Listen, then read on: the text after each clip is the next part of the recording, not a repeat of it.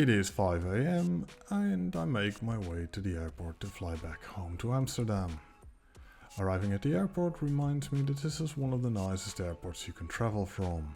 It may be relatively small, but the design is just beautiful. As I make my way into the terminal building, it is time to find the check-in for Royal Air Maroc. A separate check-in desk is available for business class and oneworld elite frequent flyers. The desk did not seem to be open yet, but when I arrived at the desk, someone rushed over to help me. Once I cleared security through a fast-track route, I quickly made my way to the Royal Air Maroc VIP lounge.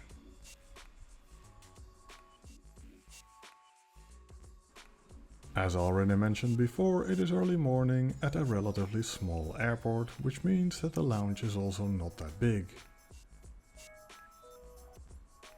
Small as it may be, it has what you need, like a children's play area. And as I make my way through the lounge, you will see different seating options are available. I cannot help noticing that there are plenty of televisions, yet none of them seem to work. It should not be that difficult to turn them on. What also doesn't seem to work is the staff, with one of them sleeping in one of the chairs and the rest hiding in the kitchen. In the back of the lounge there is a table with 2 computers for visitors to use, but please mind the power outlets coming out of the floor. Toilets are also found here, and in case you were wondering, the lounge does not have any showers.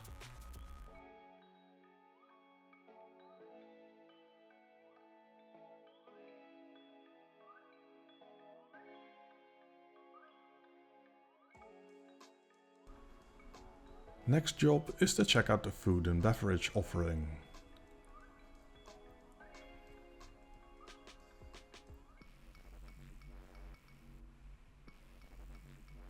It is what you call minimalistic. There is some juice, some croissants, some cookies, brownies, local sweets, and behind there are 2 coffee machines and fridges with some cold drinks.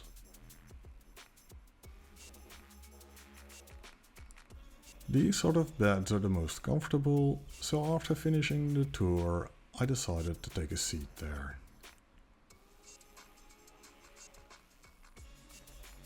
So what do I think about the lounge? Well, for the size of the airport there is more seating than I was expecting. Not all very comfortable, but it's partly a personal preference.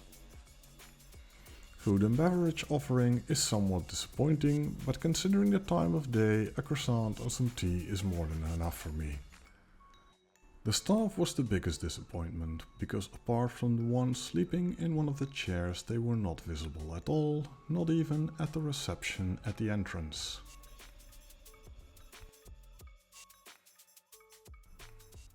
Despite the limited food offering and the absence of staff, at this time of day it is a nice and quiet place to wait for the boarding time. Not sure how crowded it gets during the day, but for now I will enjoy this quiet time with a cup of tea. For now, I thank you for watching and hope to see you again soon.